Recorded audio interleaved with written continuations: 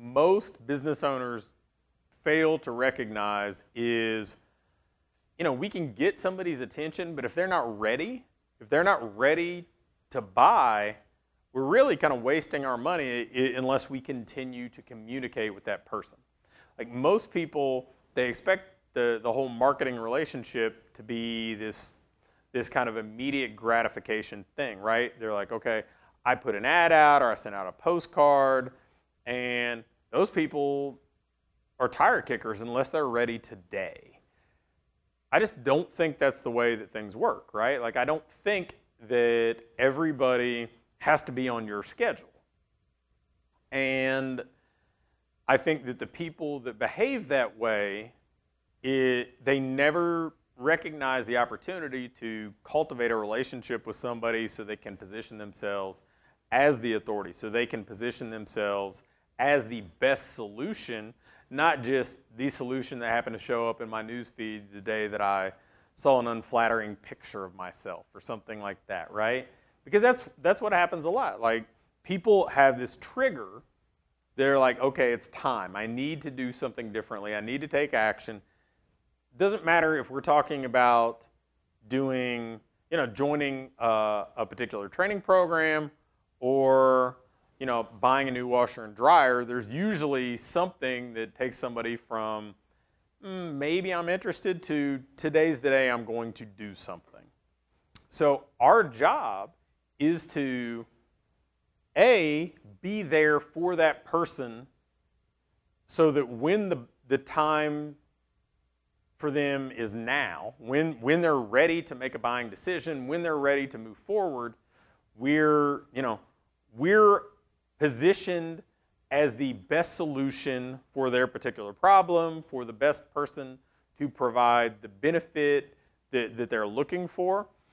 And really, we've also built, hopefully, something of a degree of trust with them, right? We've built something over time because we've continued to show up. So there's somebody that, like when they're thinking of fitness in Bloomington, we're the first name that comes to mind, right? We're the people that they think of. Because, a lot of that's how it works, right? Like people start with one option. If they're happy with option number one, they go with that. If they're unsure or unhappy, then they move to option number two, then option number three. So our job is to show up as option number one whenever somebody's ready. Now, there are a variety of ways that you can nurture this relationship. The most obvious one is an email, right? Like an email list. Having somebody on an email list, sending them a nurture sequence, sending them a weekly newsletter or weekly email broadcast, but sending them some sort of ongoing communication that helps to build trust, helps to position you as somebody who is a viable solution, be it, if you want to think of it as an authority or an expert or whatever else, but really they need to know that, when I have a problem that's solved, you're the first person I think of as a potential solution to that problem. So, we can do that through email. That's an easy mechanism to do it, but it's not the only way to do it, right? Like Facebook groups have become a very viable means of doing that. Getting people to join a Facebook group because they are on Facebook, right? Like they're there, and if they're a member of your group, it's a little bit of a captive audience. Like it's going to show up in their newsfeed if they're in your group. So a Facebook group is another option. But a lot of things a lot of people don't think about would be a nurture plan that's a combination of a variety of channels.